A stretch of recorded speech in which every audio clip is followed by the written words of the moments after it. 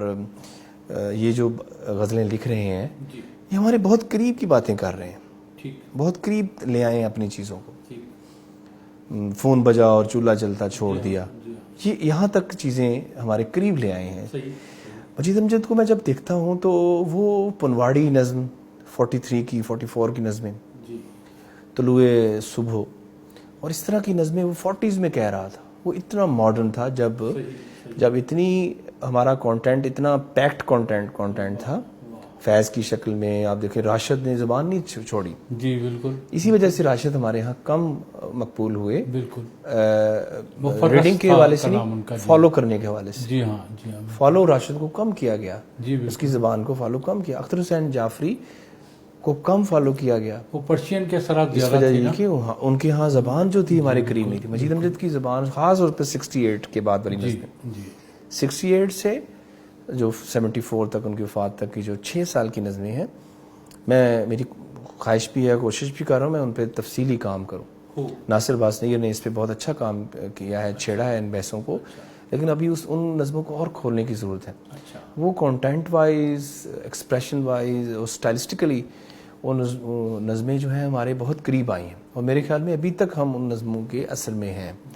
آج کا وہ ایکسپریشن لگتا ہے.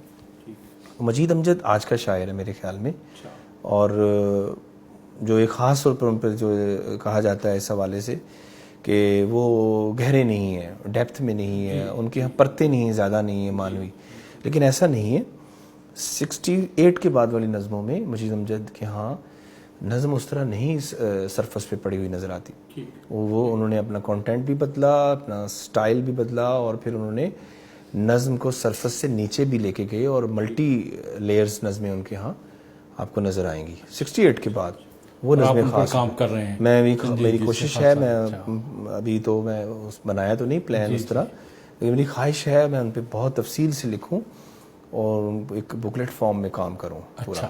اچھا ایک قطع ہے قاسم یعقوب صاحب کے, زیادہ رد و قد مت کیجیے گا, نئی باتوں کو رد مت کیجیے گا, یوں ہی پروان چڑھتی ہیں زبانیں, طلب ہر دم سند مت کیجیے گا. آپ نے ایک لغت مرتب کی ہے, سلینگ. جی بڑا مزہ آیا اس کو دیکھ کر. جی کہ آپ نے وہ ساری چیزیں جو ہو سکتا ہے ہمیں سے بہت سے ذہن ان کو قبول نہ کرتے ہوں, لیکن آپ نے ان کو اکٹھا کر دیا کہ وہ رائج ہو چکی ہیں, پبلک میں قبولیت وہ پا چکی ہیں اور بولی بھی جا رہی ہیں. جی, تو اس کام کا دھیان کیسے آیا آپ کو؟ اصل میں اسلامک یونیورسٹی میں لنگوسٹکس پڑھاتا تھا پیپر. اچھا. تو وہاں لغت جو نویسی کے حوالے سے بھی ایک کویشچن ہوتا تھا, سوال. تو لنگوسٹکلی میں سمجھتا ہوں کہ زبان نہیں بری ہوتی, کوئی لفظ برا نہیں ہوتا, حتیٰ کہ گالیاں بھی بری نہیں. میں نے گالیوں پہ بھی تھوڑا سا کام کیا, اور میں نے وہ وہاں جاننے کی کوشش کی کہ یہ جو لفظ ہوتے ہیں یہ کیسے کوائن ہوتے ہیں. پھر اسٹرکچرلزم کے اندر میں نے کافی پڑھا سوسر کی تھیوری کو, کہ سگنیفیکیشن جو ہوتی ہے معنی کی وہ کیسے ہو رہی ہوتی ہے. تو میں بڑا حیران ہوا کہ ہمارے ہاں یہ جو پائس لفظ ہیں, اسٹینڈرڈ ورڈز ہیں, یہ کیا یہ طریقہ کا لفظ تو لفظ ہوتا ہے. اچھا پھر میں نے جب جمپ کیا انگریزی میں دوسری زبانوں میں, تو وہاں تو یہ پورا کلچر ہے کہ dictionary of new word, slang dictionaries, وہاں ہر سال وہ نئے لفظ کوائن ہوتے ہیں, ان کی ویلیو ججمنٹ ہوتی ہے, کون سے لفظ جو ہیں کتنی دفعہ استعمال ہو رہے ہیں. ہمارے ہاں ایسا زبان کی کوئی معیارات نہیں ہے. لینگویج اتھارٹیز ہاں موجود ہیں, لیکن وہ ایسے کام ان کے ہاں نہیں کرتے. حالانکہ ہر سال ایک ڈکشنری آف نیو ورڈز اور سلینگ ڈکشنریز آنی چاہیے کہ کون سے نئے لفظ قائم ہوئے ہیں, کون سے پیچھے چلے گئے ہیں, کون سے اسٹینڈرڈ ورڈز بن گئے, نئے محاورے, کتنے لفظ کتنی دفعہ بولے گئے ہیں. ہمارے یہاں ایسا کوئی کیلکولیشن نہیں ہے. تو جب میں نے رؤف پاریک صاحب کو پھر جب میں کوٹ کرتا تھا تو میں دیکھتا تھا کہ بہت سارے لفظ رؤف پاریک صاحب نے, چونکہ میرا تعلق سینٹرل پنجاب سے, لائل پور سے, تو میں کہ یہ ہمارے ہاں بولے جاتے ہیں اور یہ انہوں نے لکھے نہیں ہیں. تو پھر میں نے وہ جب اکٹھے کرنے شروع کیے اور اپنے اسٹوڈنٹس کے ساتھ, اپنی بیگم کے ساتھ, اپنے کولیگس کے ساتھ کالج کے, تو ہم نے مل کے پھر میں نے لکھتا جاتا تھا ان کو.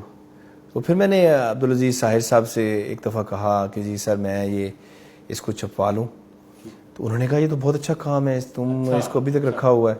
تو اس میں مجھے بہت ہیلپ آؤٹ کیا ڈاکٹر ارشد محمود ناشاد صاحب نے, بلکہ ایک سلینگ ہے ہی انہیں کے نام میں نے کی, یہ ڈکشنری جو تھی. تو بہت وہ مزہ آیا اس کو جمع کرتے ہوئے. اس میں کچھ لفظ سلینگ نہیں ہیں, وہ چلے گئے, لیکن میں نے کوشش کی ہے کہ رؤف پاریک صاحب کا کوئی لفظ میں ریپیٹ نہ کروں. تو پھر بھی ایک بکلیٹ فارم میں اتنے لفظ مجھے 500 کے قریب مل گئے, تو وہ میں نے یہاں اکٹھے کر دیے. اور وہ ایسے الفاظ ہیں جو میں حیران تھا کہ رؤف پاریک صاحب نے وہ کیسے چھوڑ دیے. مثلا ماموں بنانا, ٹکا لگانا, چونا لگانا, چکر کروانا, یہ ایسے ہیں. ڈاکخانہ ملنا, ڈاکخانہ کھلنا, یہ ایسی چیزیں ہیں جو میں نے کہا یہ اس ڈکشنری میں نہیں ہے, تو اس کو اکٹھا کرنا چاہیے اور اس پہ بحث چلانی چاہیے. پھر کینٹ اور جارگن اور اس طرح کی بہت ساری جو سلینگ کی بحثیں تھیں, اور وہ بھی پھر میں نے کوشش کی پڑھنے کی, اور کچھ اس میں نے اکٹھی بھی کر دی. اور یہ اس حوالے سے بڑا ایک منفرد کام ہو گیا. اس پہ پھر اس پہ بھی مزید کام کیا, 2-3 یونیورسٹیز میں اس کے اوپر بہت اچھا کام ہوا. خوب سوچی ویسے آپ کو یہ کایا آپ نے دھیان آیا, یا کوئی خاص واقعہ اس کا محرک بنا, کیسے ہوا یہ؟ نہیں, جیسے میں نے بتایا جی کہ جب میں نے اکٹھے کرنے شروع کیے تو پھر دھیان اس طرف کیسے گیا, وہی مجھے یہ اکٹھا کرنا ہے. وہی میں نے کہا نا کہ میں جب پڑھاتا تھا تو کوڈ کرتا تھا رؤف پاریک صاحب. اچھا. تو وہ جب میں نے اس کو تھارولی پڑھنا شروع کیا تو میں نے کہا اس میں تو بہت سے الفاظ ایسے ہیں جو ہم بولتے ہیں جو اچھا. پھر ابھی مجھے اس کی ضرورت بہت محسوس ہوتی ہے. ابھی میں نے اور اس کا سیکنڈ ایڈیشن تیار کر رہا ہوں, کوئی 100 کے قریب میرے پاس اور ورڈز ہو گئے ہیں. اور اس حوالے سے میری وائف جو ہے وہ گجرانوالہ سے ہے, وہ ٹھیٹھ پنجابی بولتی ہے, میں بھی پنجابی بولتا ہوں بڑی ٹھیٹھ. تو پھر میں اس سے تصدیق کرواتا ہوں کہ یہ لفظ جو ہے ایسے بولتے ہیں, اردو میں جمپ کر سکتا ہے, اردو میں ایسے ہی بولتے ہیں. بلکہ میں اگر کوئی فوراً کہیں ملے تو میں فوراً وہ اسے محفوظ کرنے کا طریقہ یہ ہوتا ہے کہ میں وائف کو میسج کر دیتا ہوں. اچھا. وہ فوراً مجھے کہتی ہے یس اوکے کہ یہ ٹھیک ہے لفظ. تو یوں میں نے 100 کے قریب اور اکٹھے کر لیے. اور یہ بڑا ہی اہم اور کام ہے, بلکہ ہماری یونیورسٹی میں بھی ڈاکٹر ساحر صاحب نے کام دیا ہے ٹیبو ورڈز کے حوالے سے, کہ جو ٹیبو ورڈز ہوتے ہیں جن کو بولنا اچھا نہیں سمجھاتا, وہ لغات میں بھی آئے ہیں اور ہمارے ہم بولے بھی جاتے ہیں, اور پرنٹڈ فارم میں یعنی وہ آئے ہیں ٹیبو ورڈز جو, ان پہ اوپر ہمارا ایک بچہ جو ہے وہ اب سنopsis بنا رہا ہے, کام کر رہا ہے. تو اس پہ لینگویج کی سسٹینیبلٹی, لینگویج کی اسٹینڈرڈائزیشن, اس پہ ہماری لینگویج اتھارٹی کو کام کرنا چاہیے. لیکن انہوں نے اس طرف توجہ نہیں دیتے, اور ان کا شاید ڈومین اور ہے زبان کو نافذ کرنے کے حوالے سے ان کی ڈومین. گفتگو میں آپ نے ذکر کیا اپنی مسز کا, اور یہ احساس ہوا کہ وہ بھی آپ کی ان کاموں میں وہ معاونت کرتی ہیں. تو پہلے بھی اپنی ملاقات ہوئی ہے, آپ کی مسز بھی اس ملاقات میں تھی. تو کسی کا ایک شعر ہے کہ باہر کی طرح گھر بھی محتاج توجہ ہے, اس سمت بھی دھیان اپنا مبذول کیا جائے. اچھا, وہ جو اپنی نشست تھی اور اس میں آپ کی مسز بھی موجود تھی, تو گفتگو جب چلی تو انہوں نے یہ بتایا, یہ گویا انکشاف کیا کہ اتنا سب کام آپ کا اپنی جگہ, لیکن جو گھر ہے وہ آپ کا ان کاموں کی وجہ سے قطعی طور پر منفی انداز میں متاثر نہیں ہوا. آپ جب یونیورسٹی سے فارغ ہوتے ہیں اور گھر جاتے ہیں تو یوں کہیے کہ گھر کا جو پھر سارا معاملہ, سارے افیئرس وہ آپ اپنے ہاتھ میں لے لیتے ہیں. کیونکہ آپ کی جو مسز ہیں وہ شام کو شاید پڑھاتی ہیں. جی وہ بھی. اور وہاں انہوں نے بتایا کہ سبھی کچھ پھر واپس آ کے مجھے کچھ نہیں کرنا پڑتا, جو میرے میاں ہیں سب کچھ کر کے رکھتے ہیں. اچھا, اب یہ ایک اتنی میرے پوائنٹ آف ویو سے تو بہت زیادہ خوشی کی بات ہے, بہت زیادہ. کیونکہ ہمارا جو یہ ہے کہ جو تھوڑا سا پڑھ لکھ جاتے ہیں لوگ وہ, اور اس سے آگے جو تھوڑا سا کچھ کام کرتے ہیں ادب کی راہ میں یا کسی بھی راہ میں, تو گویا وہ ایک احسان دھر رہے ہوتے ہیں پورے معاشرے پر. اور سب سے زیادہ ان کا گھر سفر کرتا ہے, اور گھر میں آ کے ان کا باہر ان کا جو اخلاق کا انداز ہے مختلف ہوتا ہے. گھر میں آ کے گویا وہ اور زیادہ اپنے آپ کو بلند بھی فیل کرتے ہیں, اور گھر والوں کی جان عذاب میں ہوتی ہے. تو یہ جو ایک بہت مختلف آپ کا انداز سامنے آیا. میں نے اس کو یعنی اس لیے بھی بہت مجھے پسند آیا کہ گھر آپ کا، میں اگین آپ کو ایک یعنی حدیث کی روح سے یہ بتاؤں کہ پیغمبر ہمارے یہ فرمایا کرتے تھے کہ ہم میں سے وہی سب سے اچھا ہے جو اپنے گھر والوں سے اچھا ہے. یعنی معیار جو ہے، اس لیے کہ گھر والے تو آپ کے ایک طرح سے ماتحت ہوتے ہیں، تو باہر تو اگر آپ اخلاقی برتاؤ نہ کریں تو جواباً بھی آپ کو اسی طرح کا برتاؤ ملے گا. تو گھر میں گھر والوں سے اگر ہم اچھے ہیں، وہ ہماری اچھائی کا امتحان ہے. اور آپ نے یہ فرمایا کہ تم سب میں سے میں سب سے زیادہ اپنے گھر والوں سے اچھا ہوں.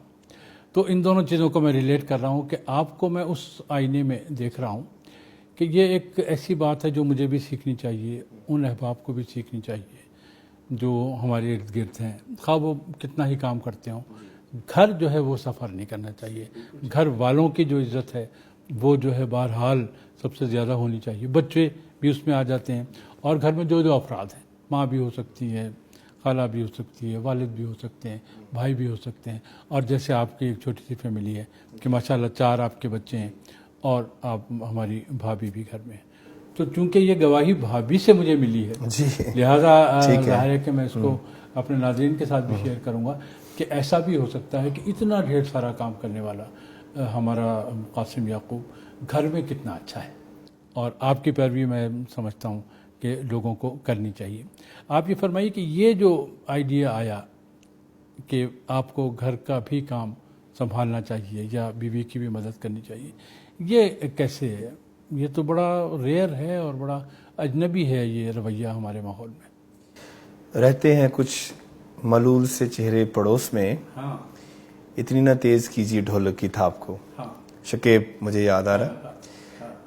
میری شروع سے ہی میں سیپریٹ رہا. میٹرک کے فوری بعد میں سیپریٹ روم میں رہتا تھا. اپنا لکھنا پڑھنا مجھے کبھی نہیں روکا گیا. میرے والد صاحب نے مجھے کبھی نہیں روکا. میں راتوں کو 2-2 3-3 5-5 بجے بھی میں ساری رات بھی میں باہر رہا ہوں. میرے گھر والوں نے، میری والدہ نے، میری امی نے، میرے ابو نے کبھی نہیں روکا. میری ایک روٹین سی رہی ہے، انڈیپینڈنٹ سی. میرے والد صاحب کی بھی روٹین ایسی رہی، وہ انڈیپینڈنٹ سی روٹین. انہوں نے اپنا کھانا خود ہی اٹھ کے حتیٰ کہ اپنی وفات کے وقت اس دن بھی اٹھے، اپنا کھانا وہ خود گئے اور گرم کر کے لائے، کھایا. اور پھر طبیعت خراب تھوڑی سی فیل کی، لیٹ کے ہاسپٹل لے کے وہ جام بھر نہ ہو سکے اس طرح. تو وہ ایک انڈیپینڈنس سی میری عادت میں ہمیشہ سے رہی. میں نے وہ جی والدہ بھی ملی جی اسی طرح، امی بھی اس طرح کی تھی کہ وہ انڈیپینڈنس سے خود ہی کام کر لیا. وہ جو آرڈرز ہوتے ہیں وہ آپ بچے جو ہوتے ہیں وہ ماں باپ سے بہت کچھ سیکھتے ہیں، بلکہ ماں باپ انہیں انجیکٹ کرتے ہیں، وہ انہیں سکھا رہے ہوتے ہیں، بتا رہے ہوتے ہیں. تو یہ چیز ڈیفینیٹلی میرے اندر بھی آئی اور میرے بھائیوں میں بھی ایسے ہی ہے، بہنوں میں بھی ایسے ہی ہے. کوئی اس طرح کا تعصب نہیں ہے کہ کوئی انڈیپینڈنس زیادہ ہم فیل کرتے ہیں. تو میں نے کبھی کپڑے کسی کو نہیں دیے، جوتے پالش کرنے کے لیے، کھانا میں خود ہی ڈال کے بنا کے، چائے میں نے کبھی چائے، اب میری چھوٹی بیٹی بناتی ہے چائے، لیکن یہ ہے کہ میں خود ہی بناتا ہوں، کر لیتا ہوں. میں نے اس معاملے میں نے کمرہ کتابوں سے بھرا ہوا ہے. ایک جگہ چھوٹی سی میں نے ٹیبل رکھا ہوا ہے، جا کے بیٹھ جاتا ہوں. چھوٹا موٹا کام جو یہ میں ایسے ہی کرتا رہتا ہوں. جو جمع آوری جو ہے یہ پتہ نہیں کیا ہے، لیکن یہ ہے کہ یہ میری کمفرٹیبلٹی ہے. یہ میرا کوئی ایسا نہیں ہے کہ میں کوئی کر رہا ہوں کام کہ جی میں یہ کوئی بڑا، یہ میری کوئی طبیعت کا حصہ ہے، کوئی منفرد کام ہے، ایسا نہیں. یہ میری کمفرٹیبلٹی ہے. میں کسی کو اگر کہوں تو مجھے پرابلم ہوتی ہے. اچھا مثلا میں نے گھومنے پھرنے جانا ہے، ٹھیک ہے، اور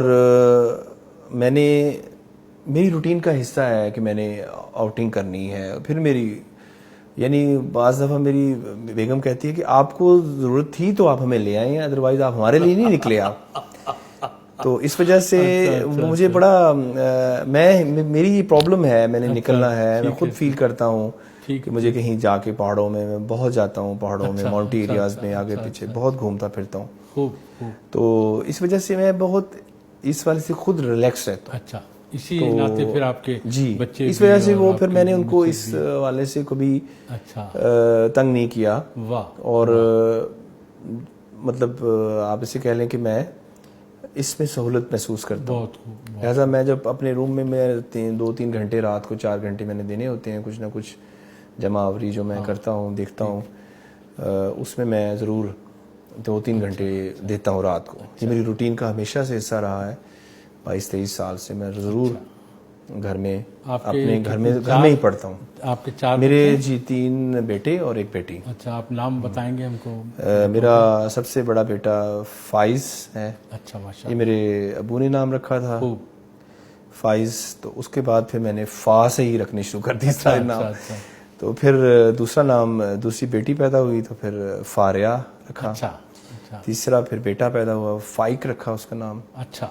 اور چوتھا پھر بیٹا پیدا ہوا تو پھر فاخر رکھا نام. ماشاءاللہ, سب فیس سے ہیں ماشاءاللہ. تو فیس سے ہی ہے. ٹھیک.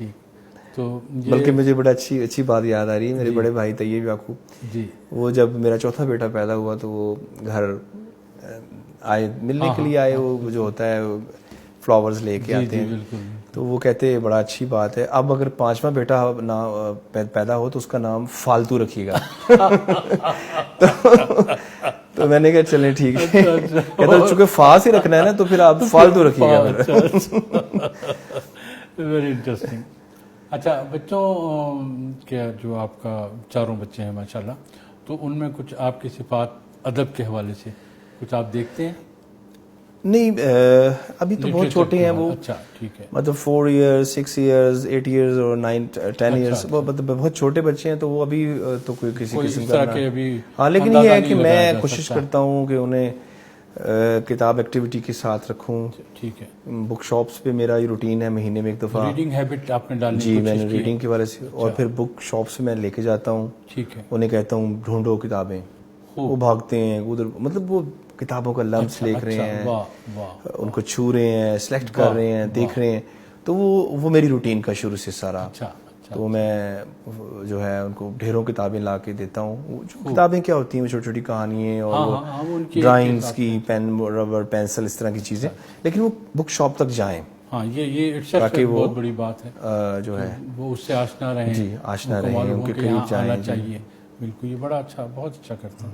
اچھا, آپ میوزک بھی سنتے ہیں؟ جی بالکل, میوزک کا مجھے بہت شوق ہے. اور میں بڑا حیران ہوتا ہوں کہ ہمارے یہاں نوجوان جو ہیں انہیں بالکل میوزک کا نہیں پتہ ہوتا, یعنی شوق نہیں ہوتا. بہت کم مجھے اپنے ارد گرد لوگ نظر آتے ہیں بہت پیچھے پہلے ہوتا تھا کہ کشور کو سننے والے, لتا کو سننے والے, رفیع کو سننے والے, ایک نسل تھی پوری. آپ خاص طور پر آپ کی جو نسل تھی وہ بڑی رچ نسل ہے. ہماری جنریشن تک آتے ہوئے پتہ نہیں کیوں بہت کم. مشہور ہے ایک میوزک کے حوالے سے ایک بات کہ music alone can bind the wandering sense and calm the troubled mind. اور ہم تو اپنے تئیں جب یہ سنتے تھے میوزک وغیرہ تو ایک راحت سی اور ایک سکون سا محسوس ضرور کرتے تھے. تو آپ کو یعنی گانے والوں میں کون سی آواز پسند ہے, میل آواز کون سی پسند ہے؟ مجھے آپ کہیں کہ میں, پرویز انجم صاحب کہا کرتے ہیں کہ سریلا جو ہوتا ہے نا, سریلے کو فوری پہچانا جا سکتا ہے. وہ جو تھوڑا سا جس کے اندر سر ہے وہ فوری پہچان لے گا کہ یہ سریلا ہے. اس کے لیے کوئی پیمانے کی ضرورت نہیں ہوتی کہ یہ رفیع ہو, لتا ہو, کشور ہو. ایسا مجھے سریلی آواز تو کوئی بھی ہو اچھی لگتی ہے. اور میرے بہت اچھے دوست یاسر اقبال صاحب, ان کے ساتھ میری اچھی رفاقت رہی کالج میں, تو ہم بہت سنتے رہے, گاتے رہے. انسٹرومنٹ وہ بہت اچھا بجاتے ہیں, کی بورڈ اور ہارمونیم. تو یوں ایک بڑا اچھا ماحول ہم نے بنائے رکھا. تو مجھے کشور بہت پسند. اچھا, کشور پسند ہے, خوب. کشور کے بعد پھر ہمارا دور جب آیا تو 90s کا, اس میں قمار سانو مجھے بہت پسند. کشور وہ کورا کاغذ تھا یہ دل میرا والا, جی, اس کا وہ یاد. اور گھنگرو کی طرح, ہاں کشور. پھر اس کے بعد قمار سانو کے ہم نے بہت سنے. پھر میرا رابطہ ٹوٹا, نصرت خان صاحب کو میں نے بہت سنا. اچھا, میں نے ان کو بہت قریب سے دیکھا, ان کو سنا, ان کی کیسٹس. مطلب مجھے یہ دعویٰ ہے, شاید میں ہار جاؤں جی, کہ میں نے نصرت کو تمام سنا ہوا ہے. اچھا, بہت خوب. میں نے ایسی کوئی چیز نہ ہو جو میں نے نصرت کی نہ سنی ہو اور مجھے یاد نہ ہو یا مجھے یا کم از کم مجھے ان کے بارے میں نہ جانتا ہوں. مجھے لگتا ہے کہ آپ کا ترنم بھی اچھا ہوگا. اتنا تو نہیں, بس میں ہلکا پھلکا خود بھی گنگنا لیتا ہوں. گریز بھی بتا رہا ہے کہ ضرور کچھ ہے. تو آپ کوئی اپنی غزل کے اشعار ترنم سے سنا دیجیے ہمیں. چلے میں کوشش کرتا ہوں, اگر آپ کو ناظرین کے لیے خاصی کی چیز ہوگی. یہ بہت میری جب نیا میں نے لکھنا شروع کیا تو اس دور کی غزل ہے. تو جب میری پہلی کتاب چھپی تو اس کتاب میں یہ اس شاخ میں یہ شامل ہے. 2003 میں جب چھپی تھی تو ایک اس کی تقریب جو ہے وہ شبیر قادری صاحب نے میری یونیورسٹی میں, جس یونیورسٹی فیصل آباد میں کروائی. تو ایک میرا اسٹوڈنٹ تھا اس یونیورسٹی کا, تو اس نے پھر اس کو ترنم میں اس کو ڈھالا, اور وہ میں آپ کو ہاں وہ یاد ہے. تو ابھی یاسر اقبال نے بھی بنائی بہت سی دھنیں, لیکن مجھے یہ بڑی اچھی لگتی ہے. اور یہ تو اس میں مجھے ٹینیج تھوڑی سی نظر آتی ہے, اور پھر یہ اس بچے, اب مجھے بچہ کبھی نہیں ملا دوبارہ, لیکن یہ اس کی بنائی ہوئی ہے. کوشش کرتا ہوں سنانے کی. در بنایا ہے تو دیوار میں لانا ہوگا, در بنایا ہے تو دیوار میں لانا ہوگا. اب تیرے واسطے اب تیرے واسطے کچھ کر کے دکھانا ہوگا. در بنایا ہے میں کسی رات تیری آنکھ کی ویرانی میں نیند لاؤں گا, نیند لاؤں گا. تجھے خواب بنانا ہوگا, در بنایا ہے. روک رکھوں گا میں دہلیز پہ خود کو, لیکن آنکھ سے اشک آنکھ سے اشک تیرے ساتھ روانہ ہوگا. آنکھ سے اشک تیرے ساتھ روانہ ہوگا. بحر حالات کا ساحل بھی نظر آئے گا اپنی کشتی کو, اپنی کشتی کو, مگر تیز چلانا ہوگا. در بنایا ہے تو دیوار میں لانا ہوگا. اب تیرے واسطے کچھ کر کے دکھانا ہوگا. در بنایا ہے. قاسم یعقوب صاحب, آپ استاد ہیں, تو جو ایک نئی نسل ہے وہ آپ سے پڑھ رہی ہے, تو ٹیلنٹ کے حوالے سے آپ کیا دیکھتے ہیں کہ نئی نسل میں ٹیلنٹ اور محنت اور ادب کی طرف جو ان کی رغبت ہے, تو وہ تسلی بخش ہے, اطمینان بخش ہے؟ کچھ ایسے آپ کو شاگرد بھی نظر آئے یا آپ کے چھوٹے بھی نظر آئے جو جن سے آپ کو بڑی امیدیں ہیں کہ وہ آگے بڑھیں گے ادب کے میدان میں؟ دیکھیں, ٹیلنٹ تو ڈیفینیٹلی ایک بہتا پانی ہے, آپ اسے روک نہیں سکتے. چشمے جو ہیں وہ پہاڑوں سے پھوٹتے ہیں, دریاؤں کی طرف سفر کرتے ہیں, سمندر کی طرف, وہ تو چلتے رہتے ہیں. یہ قدرت کا ایسا نظام ہے, آپ روک نہیں سکتے.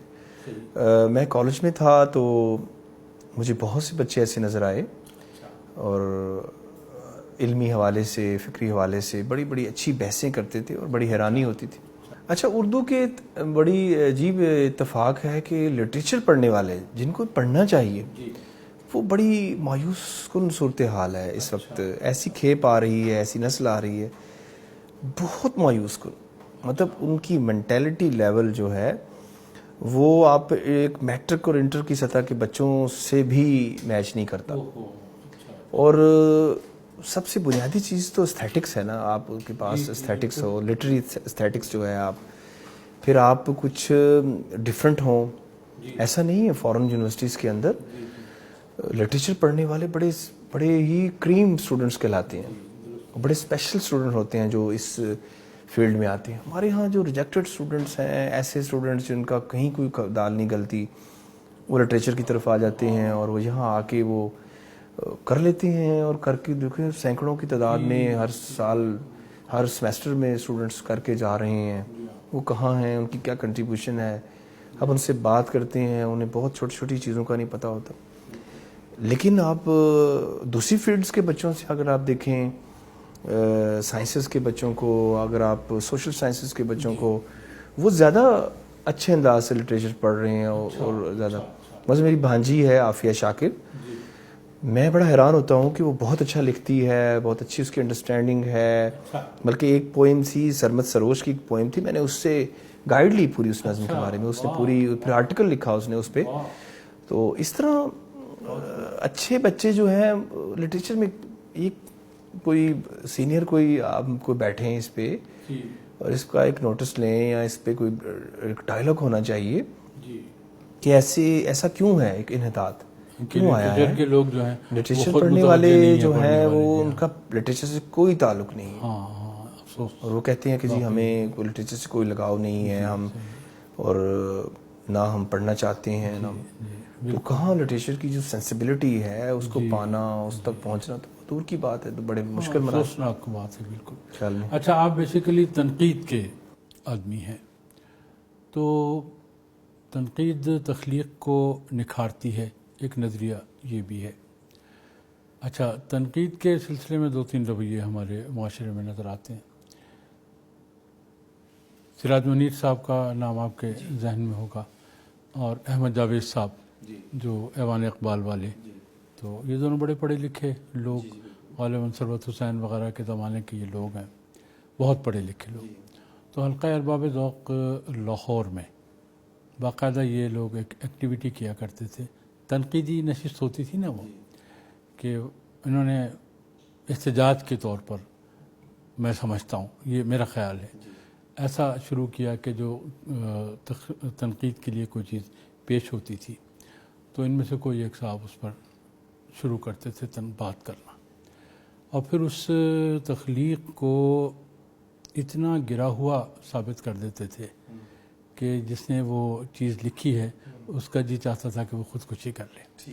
اور پھر لیکن کہہ کے پھر اسی جو تخلیق ہے اس کو اتنی بلندی پہ لے جاتے تھے کہ وہ اشش کر اٹھتا تھا.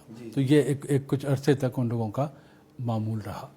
تو اس سے یہ انڈیکیٹ ہوتا ہے کہ ہمارا جو عمومی ماحول ہے، تو اس میں اگر آپ چند اصطلاحات جانتے ہیں، چند باتیں جانتے ہیں، تو ایک ہی چیز کو آپ اچھا بھی ثابت کر سکتے ہیں اور اسی چیز کو آپ بہت زیادہ برا بھی ثابت کر سکتے ہیں، پارے یعنی لٹریچر پارے کے طور پر. تو یہ میں نے ایک ذکر کیا کہ ایک عمومی صورتحال تنقید کے حوالے سے یہ بھی ہے. اچھا، پھر ہمارے حلقوں میں ایک اور بات بھی ایک ہے جو اور زیادہ تھوڑی سی چھوٹے درجے کی ہے، کہ گروپ بازی ہے، کہ ہم نے اپنے جو دوستوں کو، اگر ہمارا دوست کوئی چیز پیش کر رہا ہے تو ہمیں ہر حال میں اس چیز کو اچھا ثابت کرنا ہے. کوئی غیر دوست اگر وہ چیز پیش کر رہا ہے تو ہر حال میں اس چیز کو ہم نے ثابت کرنا ہے کہ وہ غلط ہے. یہ عمومی تنقید کی صورت ہے، میں سنجیدہ تنقید کی بات نہیں کر رہا. سنجیدہ تنقید اس سے بہت بالا چیز ہے. تو آپ تنقید کے آدمی ہیں، تو آپ کے خیال میں جو تنقید، میں بھی ایسے ہی سمجھتا ہوں کہ تخلیق جو ہے نکھرتی ہی تنقید سے. تو آپ کیا فرماتے ہیں اور آپ کا اپنا رویہ اس سلسلے میں کیا ہے؟ جی، میں نے تنقید پہ بہت توجہ دی اور میں نے بہت لکھا، اور میری کوشش بھی ہوتی ہے کہ میں اپنا پوائنٹ آف ویو دوں. لٹریری حوالے سے میں جو کوئی چیز محسوس کرتا ہوں تو میں مسلسل پوائنٹ آف ویو دیتا ہوں، لکھتا ہوں. یہ آپ کہہ سکتے ہیں کہ وہ پوائنٹ آف ویو کمزور ہوتا ہے یا وہ اتنا افیکٹو نہیں ہوتا کہ وہ نئی بحثوں کو جنم دے سکے، وہ الگ بات ہے. لیکن میں نے ہمیشہ کوشش کی ہے کہ میں جو ہی میں تخلیق سے جمپ کر کے میں تنقید میں آیا، کوئی 26-27 سال کی عمر سے میں مسلسل پچھلے 16-17 سال سے میں یہ تنقید لکھ رہا ہوں. اور میں نے باقاعدہ 2 کتابیں لکھیں، پھر تیسری کتاب بھی میری تیار ہے. پھر کمپائلیشنز بھی جو میں نے کی ہیں وہ تنقید کی ہوئی زیادہ میں نے فوکس کیا اور خاص طرح کا ایک ڈسکورس بنانے کی کوشش کی کمپائلیشنز میں بھی. تو آپ جس تنقید کی بات کر رہے ہیں وہ تو مجلسی تنقید ہے، اور مجلسی تنقید ایسے ہی ہوتی ہے. مجھے آپ کی باتوں سے ایک واقعہ یاد آ گیا. 3 اسٹار ہوٹل میں فیصل آباد ایک شاعر تھے، میں ان کا نام نہیں بتاؤں گا، انہوں نے غزل پیش کی. ریاض مجید صاحب اس کی صدارت کر رہے تھے.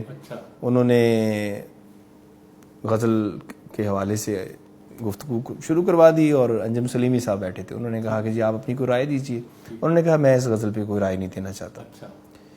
پھر ریاض صاحب نے تھوڑے 2-3 آدمیوں کی گفتگو کے بعد پھر ان کی طرف کہا کہ جی آپ کچھ اپنی رائے دیں، آپ شاعر ہیں بڑے اچھے غزل کی، تو آپ. تو انہوں نے کہا کہ انہوں نے وہ غزل جو کاغذ پیش کیا جاتا ہے تنقید کے لیے وہ اٹھایا اور وہ غزل کو پھاڑ کے 5 حصوں میں 10 حصوں میں تو پھینک دی سامنے سب کے. انہوں سب نے کہا کہ یہ کیا طریقہ کار ہوا کہ آپ، یہ تو بڑی توہین ہے، شاعر بیٹھا ہے ہلکے کی روایت کے خلاف ہے، تو آپ انہیں کہیں معذرت کریں اور معافی مانگیں. تو ریاض صاحب نے کہا جی آپ معافی مانگیں. تو انجم سلیمی نے کہا جی میں بالکل معافی مانگتا ہوں، معذرت چاہتا ہوں، یہ کام جو شاعر نے خود کرنا تھا مجھے کرنا پڑا. تو یوں ہوتا یہ ہے کہ اب یہ بھی یہ تو مجلسی یہ ایک پوائنٹ آف ویو دینے کا انداز ہے. انجم سلیمی بڑا مختلف آدمی ہے، یہ انداز ہے. وہاں چونکہ بحث بنی ہوتی ہے، ہم گفتگو کر رہے ہوتے ہیں، کوئی کسی طرف بہ گیا، اثرات چونکہ ہم اس کو ٹیبل ورک نہیں کرتے بیٹھ کے، اس کی تخلیق ہوتی ہے، اس کے کوڈز ہوتے ہیں، اس کی علامتیں ہوتی ہیں، اس کے اندر گیپس ہوتے ہیں، ہم جن کو ملاتے ہیں، سوچتے ہیں. کچھ ایسی پوائنٹس ہوتے ہیں جو ہمیں ڈکشنری سے یا کسی چیزوں سے جو ہیں یا شاعر کو اور طریقوں سے جاننے سے واضح ہوتی ہیں. تو فوری ہم نے چونکہ وہاں فیصلہ کرنا ہوتا ہے. میں مجلسی تنقید کا بہت حصہ رہا ہوں، تو لہٰذا وہ بعض دفعہ آپ گمراہ بھی ہوتے ہیں، بعض غلط بات کر جاتے ہیں، بعد میں آپ کہتے ہیں کہ یہ مجھے اب اس کا احساس ہو رہا ہے، یہ اس طرح نہیں اس طرح ہے. تو وہ تو میرے خیال میں اسے ایک تاثراتی ایک رویہ سمجھتا ہوں. تنقید تو وہ نہیں. جو ڈسپلنڈ کرٹیسزم ہے، جو باقاعدہ جو ہمارے ہاں ناقدین کے ہاں لکھی گئی ہے، جو لکھتے رہے ہیں، وہ تو ہمارے ہاں